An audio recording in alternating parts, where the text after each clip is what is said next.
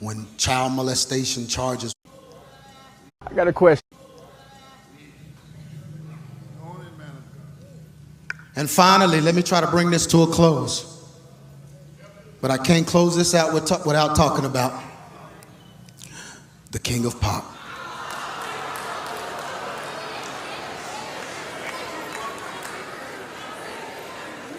About to blow your mind. But what my studies on this man has done is really summed everything that I've been preaching for the last 10 years up into one person. On the surface, people cried and wept and mourned. Churches celebrated him, wore a glove and sung. They sung his songs. And they didn't know that they were celebrating the most powerful Nephilim our music industry has ever seen. This ancient God that was in this man literally stole your heart with some music.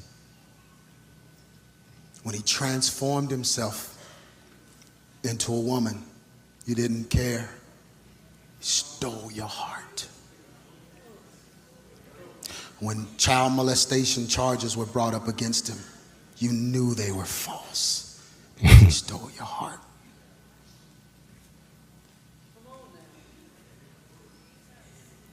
When he bought the Beatles anthology so he could channel Aleister Crowley through it, he stole your heart. When he practiced witchcraft and became one of the most powerful channelers that we've ever seen, ever. Because when I look at Michael Jackson, I see artists that sell a few thousand, maybe even 1 million albums. And these guys destroy themselves. These guys sell themselves. These guys channel spirits, pray to Aleister Crowley, all of that. And I looked at him and I said, if they do all of that for 1 million records, what does it take to become the king of pop? The king of the devil's music. I'm gonna show you. First thing Aleister Crowley teaches you in the 777 is to channel a powerful entity. Most of the time you get it out of a child. We'll talk about that later. But when this entity comes up, so what he did, he went and found the worshipers of Sybil, or we would say Cybele. Cybele was an ancient goddess. So those men that worshiped Cybele were different.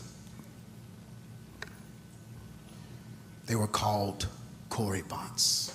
Now you've heard the term, man, you're acting like a Corybant, or you're acting Corybantus, which means wildly. But the group of men that cloned this phrase were worshipers of this goddess, Cybele. And let me describe these to you. Now these are some notes from any old encyclopedia. Corybantes, they had their hair dressed and waved like women.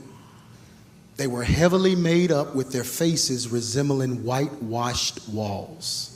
They were castrated and keepers of children and infants, partaking in coming-of-age rituals and celebrations. They practiced magic and divination to make money. Listen to this. They made wild cries or high-pitched shrills while they performed their dances to the music of pipes and dull beats of the tambourine. Listen, when the deity or the goddess would enter into them, they were possessed by divine power. They would dance uncontrollably in ecstatic frenzy.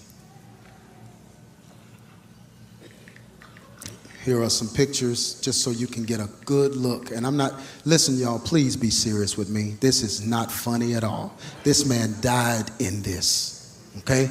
This is not funny.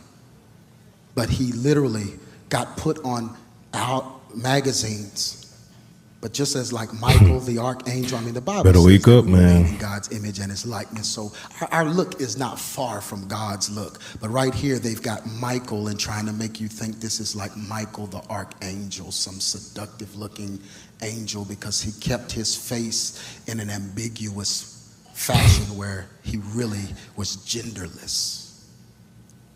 Corey Bonds. Let's go through some of his songs so you can kind of hear his signals, because they always have to signal you. We Are the World. There's a line in We Are the World that is so demonic it's hard to believe that folks sung this in their churches in celebration to Michael Jackson, and it's down here. Michael wrote this part. Says, send them your heart so they'll know that someone cares, y'all know, and your lives will be stronger and free. Y'all remember that?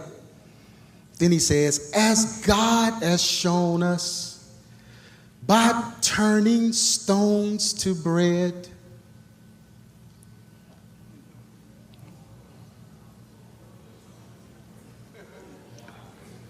If Jesus had obeyed Satan and turned stones to bread, all of us would be lost right now.